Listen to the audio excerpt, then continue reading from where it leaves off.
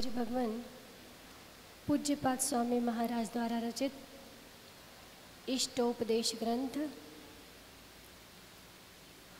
इसको आप और हम समझने का प्रयास कर रहे हैं।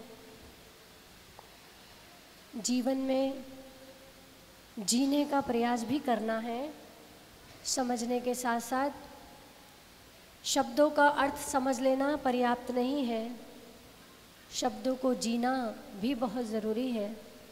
आचार्य भगवान ने अपने आवश्यकों में से समय निकालकर आपके लिए ये सब लिखा, हमारे लिए ये सब देकर गए। ये सब ज्ञान जो उन्होंने हमें दिया है वो सिर्फ उन्होंने इस भाव से नहीं दिया कि हम सिर्फ शब्दों को पढ़ लेंगे। उन्होंने इसी भावों से दिया होगा कि हम उसको अपने जीवन में भी जिएंगे। तो आएंगे, आपने 19 तक कर लिया है, आगे प्रयास करते हैं आगे समझने का। इतश्चिंतामणिर्दिव्य इतः पिंड्याकखंडकम्, इतश्चिंतामणिर्दिव्य इतः पिंड्याकखंडकम्, ध्यानेन चेदुभिलभ्ये क्वाद्रियन्तां विवेकिनः, ध्यानेन चेदुभिलभ्ये क्वाद्रियन्तां विवेकिनः। एक बार पूरा पढ़ेंगे। इतश्चिंतामणिर्दिव्य इतः पिंड्याकखंडकम्, ध्यानेन चेदुभिलभ्ये क्वाद्रियन्तां विवेकिनः।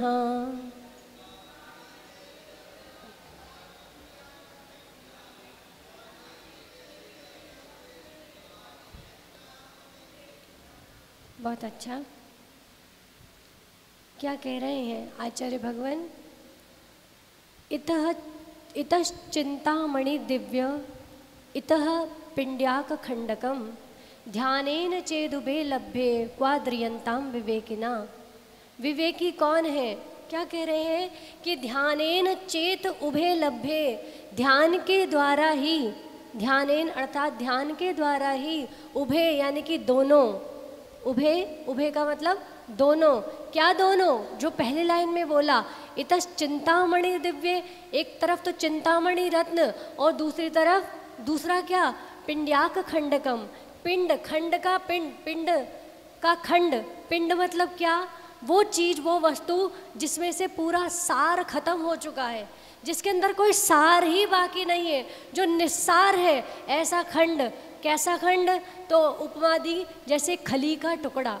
खली जानते हैं ना आप लोग, जो जानवरों को दी जाती है शायद खाने के लिए, जिसमें से पूरा तेल निकाल लिया जाता है, जिसके अंदर कुछ नहीं बचता, ऐसा वो खली का टुकड़ा। तो आचार्य भगवान क्या कह रहे हैं? ध्यानेन, ध्यान के द्वारा ही, चेत निश्चय ही, उभे यानी कि दोनों, लभ्ये प्राप्त होती हैं। चिंतामणि रत्न भी ध्यान से प्राप्त होता है और वो खली का टुकड़ा भी ध्यान के द्वारा ही प्राप्त हो रहा है। लेकिन क्या कह रहे हैं? क्वा आद्रियंताम विवेकिना, जो विवेकी पुरुष है, जो विवेकी है, जो बुद्धिमान है, वो क्वा मतलब किसमें? आद्रताम यानी आदर करेगा। वो किसको प्राप्त करना चाहेगा?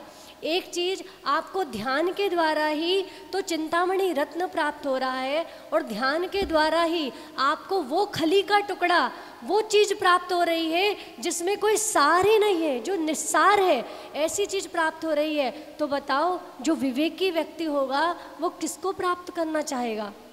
वो चिंतामणि रत्न को प्राप्त करना चाहेगा। क्यों चाचा जी, क्या प्राप्त करना चाहोगे? चिंतामणि रत्न कि खली का टुकड़ा? सब चिंतामणि रत्न को ही प्राप्त करना चाहेंगे। अब कहा ध्यान, ध्यान के द्वारा ही। ध्यान कितने प्रकार का होता? ध्यान कितने प्रकार का होता? 3 कौन बोल रहा? 4 प्रकार का। कितने प्रकार का होता? 4 प्रकार। कौन कौन सा? आर्त ध्यान, रौद्र ध्यान, धर्म ध्यान और शुक्ल ध्यान। अब आचार्य भगवान ने कहा ध्यान के द्वारा ही दोनों चीज प्राप्त होती हैं। अब डिपेंड करता है कि आप कौन सा ध्यान करते हो। आप आर्त ध्यान रौद्र ध्यान करके खली का टुकड़ा प्राप्त करते हो, या धर्म ध्यान और शुक्ल ध्यान के माध्यम से चिंतामणि रत्न को प्राप्त करते हो। अभी मंगलाचरण पढ़ रहे थे बाबूजी, बड़ा सुंदर भजन पढ़ रहे थे। कौन सा भजन पढ़ रहे थे? तेरा एक एक श्वास हीरा मोती। हाँ, तेरा एक एक श्वास हीरा मोती जो लुटाने के काबिल नहीं है। क्या आपने कभी चिंतन किया है इस बात का कि आप, जैसा कि अपन पिछली गाथाओं में पढ़ते हुए आए हैं और कल की गाथा में भी पढ़ा था, यज्जीवस्योपकाराय तद्देहस्योपकारकम, यद्देहस्योपकाराय तज्जीवस्यापकारकम। जो जीव का उपकार करने वाली चीज़ें हैं, क्या जो व्रत उपवास आदि जो जीव का उपकार करते हैं वो इस देह का अपकार करते हैं। कल ही एक भैया हमें मिले, जब हम मंच से नीचे उतरे तो बोले, माता जी आप फोटो वाली माता जी तो दूसरी हो। क्या बोले? फोटो वाली माता जी दूसरी हो और जो मंच में बैठी हो वो माता जी दूसरी हो। क्या बात है? हमने उनसे ये कहा, यज्जीवस्योपकाराय तद्देहस्योपकारकम, यद्देहस्योपकाराय तज्जीवस्योपकारकम। जो जीव का उपकार करते हैं वो देह का उपकार करते हैं, लेकिन जो विवेकी होते हैं उन्हें देह के अपकार से कोई टेंशन नहीं होती, क्योंकि ये जो उपकार है किसका करना है? ये पर्याय किस लिए मिली है? ये पर्याय देह के उपकार के लिए नहीं मिली, ये पर्याय हमें जीव के उपकार के लिए मिली है। तो तेरी एक एक श्वास हीरा मोती ये लुटाने के काबिल नहीं है। तो अपन आर्त ध्यान और रौद्र ध्यान करके कौन सा? इष्ट वियोग अनिष्ट संयोग। हे भगवान ऐसी सांस मिल गई क्या? हे भगवान ऐसी सांस मिल गई जो पूरे टाइम कुछ ना कुछ कैसे कह सकती। बताओ, सांस बदल सकते हो क्या? नहीं बदल सकते। सांस को बदलने की हमारी भारतीय संस्कृति में कोई सुविधा उपलब्ध नहीं है। आप सांस नहीं बदल सकते, लेकिन अपने परिणाम, अपने भाव जरूर बदल सकते हो। माता जी बड़ी अच्छी बात कहती हैं कि परिस्थितियां नहीं बदली जा सकती, लेकिन मना स्थितियां बदली जा सकती हैं। आप परिस्थितियों को बदलने का प्रयास करो या ना करो, लेकिन मना स्थिति को बदलने का प्रयास जरूर करना चाहिए। तो क्या कह दिया आचार्य भगवान ने कि इसी ध्यान के माध्यम से अपन को चिंतामणि रत्न की प्राप्ति होती है, और इसी ध्यान के माध्यम से हमें खली का टुकड़ा और निस्सार जगत की प्राप्ति होती है। निस्सार क्या? जो आपको एग्जाम्पल दिए जाते हैं उस एग्जाम्पल तक सीमित मत रहा करो कि हमें तो खली का टुकड़ा चाहिए ही नहीं। यही सोचोगे ना, कौन किसको खली का टुकड़ा चाहिए? ये जो घर परिवार, बड़ा घर, बड़ी कोठी, बड़ा बंगला, पैसा, बैंक बैलेंस, ये सब भी क्या है? इस सब को उपमा दी है आचार्य भगवान ने। किसका? ये सब खली के टुकड़े जैसे है, इनमें कोई सार नहीं है। इसमें हमें सार नजर आता है, मगर ये सब निस्सार है। और चिंतामणि रत्न क्या है? जो धर्म ध्यान और शुक्ल ध्यान के माध्यम से प्राप्त होने वाला है। क्या? क्योंकि कहते हैं कि यदि होती खुशियाँ जहाँ में, यदि होती खुशियाँ जहाँ में, तीर्थंकर क्यों छोड़ देते राज ऊंचे महल शानो शौकत, वो राज ऊंचे महल शानो शौकत, एक पल में क्यों त्याग देते। यदि होती, बोलो ना, यदि होती खुशियाँ जहाँ में, यदि इस धन में, दौलत में, पैसों में, बताओ किस चीज़ की कमी नहीं थी? तुम जिस चीज़ को पाने में पूरी जिंदगी लगा देते हो, तुम जिसको पाने में पूरी जिंदगी लगा देते हो, उन्हें तो अपने जन्म की पहली सांस से वो सब कुछ प्राप्त था। ठीक है? जिसे तुम प्राप्त करने में पूरी सांसें लगा देते हो, वो उन्हें अपनी पहली सांस से प्राप्त था। लेकिन उन्होंने जाना कि जो मुझे पहली सांस से प्राप्त हुआ है उसमें कोई सार नहीं है, इसलिए वो छोड़कर चले गए। तुम कैसे हो? उनको अपना मानते हो, लेकिन वो जिसको छोड़कर चले गए तुम जिंदगी भर उसी को जोड़ने में लगे रहते हो। जिसको उन्होंने छोड़ा तुम उसी को जोड़ रहे हो। कैसे भक्त हो? अपने को ऐसा भक्त नहीं बनना है, हमें उनका सच्चा और पक्का भक्त बनना है, हमें उन्हीं का मार्ग का अनुसरण करना है। अपन बार बार एक बात सुनते हैं कि चरण को छूना बड़ा आसान है, चरण को छूना बड़ा आसान है, लेकिन आचरण को छूना बड़ा मुश्किल है। हमारा जन्म चरण छूने के लिए नहीं हुआ, हमारा जन्म आचरण को छूने के लिए हुआ है, आचरण के मार्ग पर चलने के लिए हुआ है। मात्र हमारा जन्म प्रवचन सुनने के लिए नहीं हुआ है। जितने भी लोग यहाँ पर बैठे हैं, ध्यान रखना, हमारा जन्म मात्र प्रवचन सुनने के लिए नहीं हुआ है, हमारा जन्म मात्र उपदेशों को सुनने के लिए नहीं हुआ है, हमारा जन्म सिर्फ पूजक बनने के लिए नहीं हुआ है, हमारा जन्म पूज्य बनने के लिए हुआ है। किस लिए हुआ है? हमारा जन्म सिर्फ जीवन भर पूजन करते रहना इसलिए नहीं बना है। हमारा जन्म तो ऐसे इसलिए बना है कि भगवान वो दिन कब आए जब मैं पूजक से के साथ साथ एक दिन पूज्य बन जाऊं। माता जी कहती हैं बड़े जोश से जयकारा लगाते हैं, बड़े जोश से जयकारा लगाते हो क्या? भक्त नहीं भगवान बनेंगे। लगाते हो जयकारा? आपके टीकमगढ़ में चलता है कि नहीं चलता? चलता है ना। भक्त नहीं भगवान बनेंगे। बोले अभी तुम पक्के से भक्त नहीं बन पा रहे हो, भगवान कहाँ से बनोगे? अभी तुम ढंग से, अच्छे से, वास्तविकता से भक्त नहीं बन पा रहे। भक्त कौन होता है? अच्छा शिष्य कौन होता है? अच्छा पुत्र कौन होता है? बताओ, अच्छा पुत्र कौन होता है? तुम अपने पुत्र को अच्छा कब मानते हो? जब वो तुम्हारी हर एक बात को माने, तुम्हारी बात को माने, उसे तुम अच्छा पुत्र मानते हो। और तुम भगवान की एक भी बात नहीं मानते तो बताओ कैसे उनके अच्छे पुत्र हो? क्या नहीं? गर्दन तो हिलाया करो, मुंह से नहीं बोलते तो गर्दन तो हिलाओ। अच्छे हो कि बेकार हो?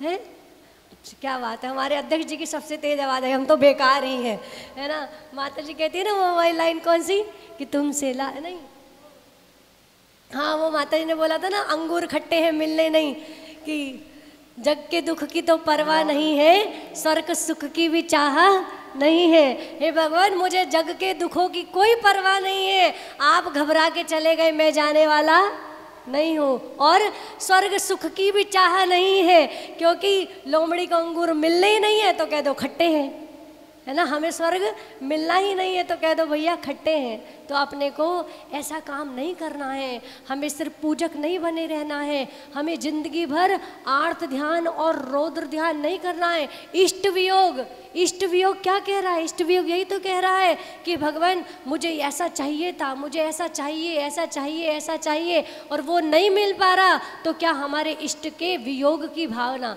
इष्ट वियोग का मतलब सिर्फ यही नहीं है, इष्ट वियोग आर्त ध्यान यही नहीं है कि तुम्हारा कोई प्रिय तुमसे दूर हो गया।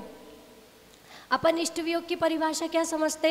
हमारा कोई प्रिय हमसे दूर हो गया तो वो इष्ट वियोग है? नहीं, जो जितनी चीज़ों की आसक्ति आपने जोड़ कर रखी है और वो चीज़ आपको नहीं मिल पा रही, वो भी क्या है? आपका इष्ट वियोग रूपी आर्त ध्यान है। और आर्त ध्यान करने वाला और रौद्र ध्यान करने वाला कहाँ जाता है?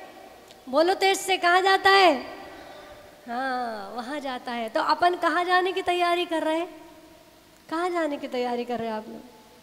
नीचे जाने की। लोग कहते हैं, किसी ने बड़ी सुंदर बात कही है, चित्र सबके एक से बस पेंटर अलग अलग है। चित्र सबके एक से बस पेंटर अलग अलग है, जाना तो है ही सबको एक दिन, बस सेंटर अलग अलग है। किसी का सेंटर ऊपर पड़ना है और किसी का सेंटर नीचे पड़ना है। और ये सेंटर किसके आधार पर आधारित होंगे? आपके ध्यान पर आधारित होंगे। कोई भी जीव ऐसा नहीं होता जिसके अंदर एक क्षण के लिए भी ध्यान नहीं चल रहा हो। हर पल हर क्षण ध्यान चलता ही है। कोई भी अवस्था जीव की एक पल की भी ऐसी नहीं होती जो ध्यान से रहित हो। अब वो चाहे आर्त ध्यान हो, धर्म ध्यान हो, रौद्र ध्यान हो, शुक्ल ध्यान हो, कोई सा भी ध्यान है वो हर पल जीव का चलता रहता है। तो आप जब घर में रहते हो तब भी आपके ध्यान चलते हैं, और ज़रूरी नहीं है कि जब आप मंदिर में रहो तभी आपका धर्म ध्यान और शुक्ल ध्यान चले। जब आप घर पे रहते हो तब भी आपका धर्म ध्यान और शुक्ल ध्यान चल सकता है। जब आप नौकरी कर रहे हो तो तब भी, जब आप काम कर रहे हो तब भी, और माता जी तो कहती हैं जब आप रोटी बना रही होती हो तब भी आपका धर्म ध्यान चल सकता है। माता जी कितनी सुंदर परिभाषित करती हैं कि जब आप रोटी बनाओ और रोटी को आप कितने सुंदर ढंग से बेलती हो। जब किसी रोटी को आड़ा टेढ़ा बेल दो तो वो रोटी फूलती है क्या? नहीं फूलती ना।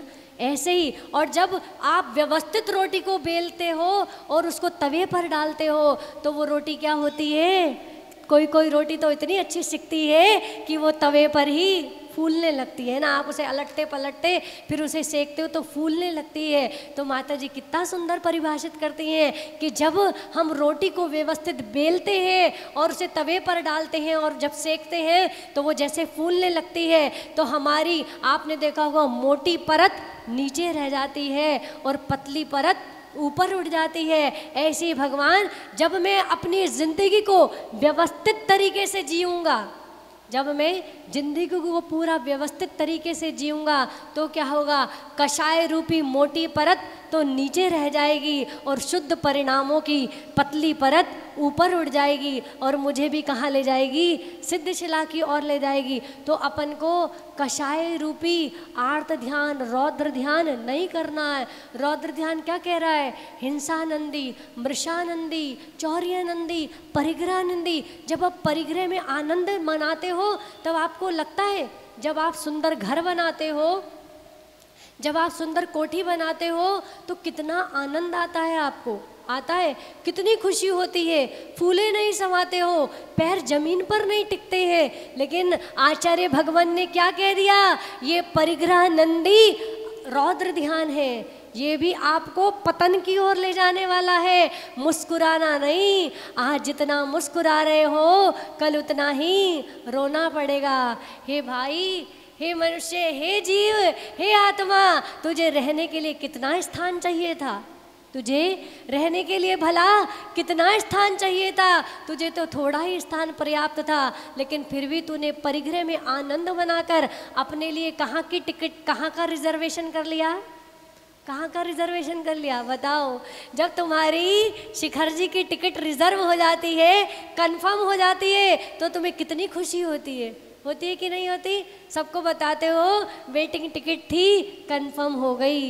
ये जीवन भी, ये पर्याय भी वेटिंग टिकट है, ये पर्याय भी वेटिंग टिकट है। कंफर्म करानी है अपने को, लेकिन कहाँ की कंफर्म करानी है?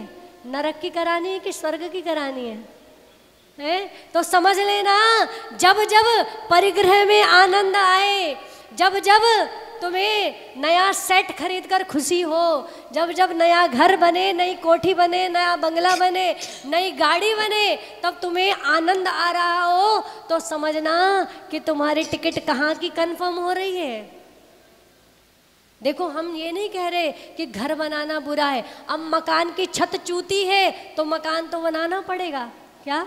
मकान की छत चूती है तो मकान बनाना पड़ेगा। गाड़ी के ब्रेक फेल हो गए हैं, गाड़ी खराब हो गई है, तो नई गाड़ी तो खरीद, बोलो ना, हाँ, नई गाड़ी तो खरीदनी पड़ेगी। साड़ी फट गई है तो नई साड़ी तो लानी ही पड़ेगी। लेकिन सब कुछ होते हुए भी और मिले और मिले और आ जाए, इस आसक्ति को छुड़ाना, ये आसक्ति को छोड़ने का प्रयास करना है। हिंसानंदी, कितना आप हिंसा में आनंद लेते हो। कोई लेडीज़ सुंदर लिपस्टिक लगाकर आती है तो आप उसकी तारीफ करती हो, कितनी अच्छी लग रही, कितना प्यारा शेड है। क्या कहते हो? लिपस्टिक का शेड अच्छा लगता है ना, कितना प्यारा शेड है, बड़ी अच्छी लग रही। कौन सी कंपनी की खरीदी? पता नहीं अब कौन कौन सी कंपनी की आती है। हमारे ज़माने में तो लैक्मे वगैरह की आती थी। बोले ये कंपनी की खरीदी। आपने सोचा कि उसको, लिपस्टिक को बनाने में कितने जीवों की हिंसा होती है। लेकिन आजकल तो लोगों के पास बहुत सारे क्या हैं, एक्सक्यूज़ है। बोलते नहीं, आजकल ना माता जी हम तो पतंजलि की लगाते। किसकी लगाते? तेज की बोला ना। हाँ, पतंजलि की लगाते, इसकी लगाते, उसकी लगाते। अरे भैया, किसी की भी लगाते हो, उसके अंदर आप जब घर पे कोई चीज़ बनाते हो तो उसकी वैलिडिटी बहुत कम होती, उसकी एक्सपायरी डेट बहुत कम होती है जब भी आप घर में कोई चीज़ बनाते हो। और जब बाज़ार से कोई चीज़ खरीद के लाते हो तो उसकी एक्सपायरी सालों साल चलती। क्यों चलती? क्योंकि उसके अंदर कुछ ना कुछ ऐसा डाला ही जाता है जिसके कारण वो लंबे समय तक चलती है। ये सब आपको पागल बनाने की प्रतिक्रियाएं हैं और आप पागल बनते हो और खुश होते हो और अपने टिकट नरक और निगोद की कंफर्म कराते हो। तो आचार्य भगवान कितनी सुंदर बात कह रहे हैं, पहले भी कहकर आए थे, यत्र भावा शिवम दत्ते दियो क्यों दूरवर्तिनी यो नयत्याशु गव्योतिम क्रोशार्धे किम ससीदति। जो भाव तुझे मोक्ष ले जा सकते हैं उन भावों से क्या तू स्वर्ग नहीं जा सकता?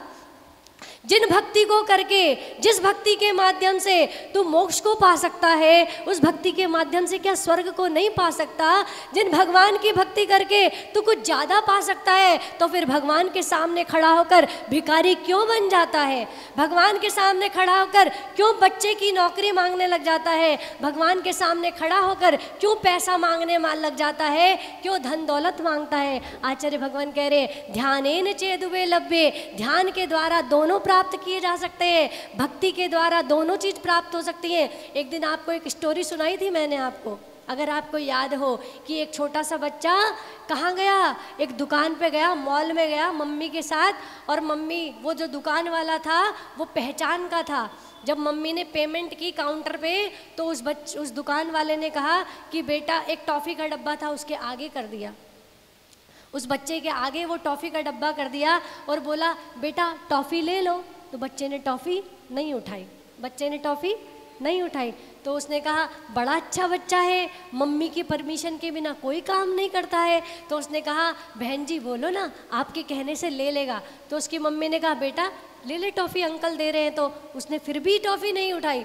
तो उसकी मम्मी ने उसको कहा ले ले, उसने फिर भी टॉफ़ी नहीं उठाई। उसकी मम्मी ने आंख दिखा के कहा ले ले, तो उसने फिर भी टॉफ़ी नहीं उठाई। तो वो दुकानदार क्या बोला, अरे बहन जी डांटो मत, मैं दे देता हूँ। उसने टॉफ़ी निकाली, उस व्यक्ति ने टॉफ़ी निकाली और उस बच्चे की जेब में टॉफ़ियाँ भर दी। कोई बात नहीं, दुकान से बाहर आए, बाहर आने के बाद उसकी मम्मी ने कहा रोज़ घर पे शोर मचाता है, पैसे दो टॉफ़ी लानी है, पैसे दो टॉफ़ी लानी है, अब फ्री में मिल रही थी टॉफ़ी नहीं ली तूने, क्यों नहीं ली? तो बोला मम्मी आप नहीं समझती हो। बोले क्या नहीं समझती हो, तू समझा दे। बोला मम्मी मैं अपने हाथ से टॉफ़ी उठाता तो एक टॉफ़ी उठा पाता, शर्म के सौदे क्या, मैं अपने हाथ से टॉफ़ी उठाता तो एक टॉफ़ी उठाता, मैंने अपने हाथ से नहीं उठाई तो अंकल ने दोनों जेबें फुल कर दी, है ना। तो अपन को आचार्य भगवान भी तो बार बार यही समझा रहे हैं कि तू अपने मुंह से मत मांग, तू अपने मुंह से मत मांग, तू तो बस भक्ति करता जा और फिर देखता जा कि तूने जो कल्पना भी नहीं की थी उससे ज़्यादा तुझे मिलने वाला है। तू छोटा मोटा मानकर काहे भिखारी बन रहा है? तू छोटा मोटा मानकर क्यों भिखारी बनना है? तुझे तो बहुत बड़ी सत्ता मिलने वाली है, लेकिन तू सत्ता को पहचान, अपनी भक्ति को पहचान, अपने भक्ति की शक्ति को पहचान। यत्र भावा शिवम दत्ते, मेरे भाव तो मुझे मोक्ष दिला सकते हैं, तो फिर मुझे स्वर्ग मिल जाएगा, कौन सी बड़ी बात है। इस ध्यान के माध्यम से मुझे नरक और निगोद नहीं जाना, इस ध्यान के माध्यम से मैं कहाँ जाऊँगा, मैं उस चिंतामण रूपी दिव्य रत्न को प्राप्त करूँगा। और आप भी आर्त ध्यान और रौद्र ध्यान करके नहीं, बल्कि प्रतिदिन पूज्य माता जी के, अभी देखो माता जी आपको कितने सिंपल शब्दों के माध्यम से कितनी गूढ़ बातें आपको, कहते हैं ना मुगली घुट्टी 555 मीठी मीठी लगती है, आप लोगों ने बचपन में पी होगी, तो वो मुगली गुट्टी 555 की जैसे घोट के आपको कड़वी बातें भी मीठे मीठे रसगुल्लों में परोस देती हैं। तो आप हमें भी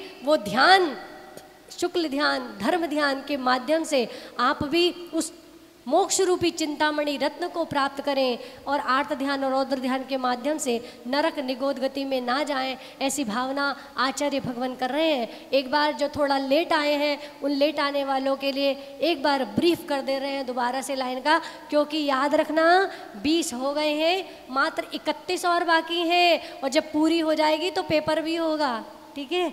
पेपर होगा तो ध्यान से देख लो।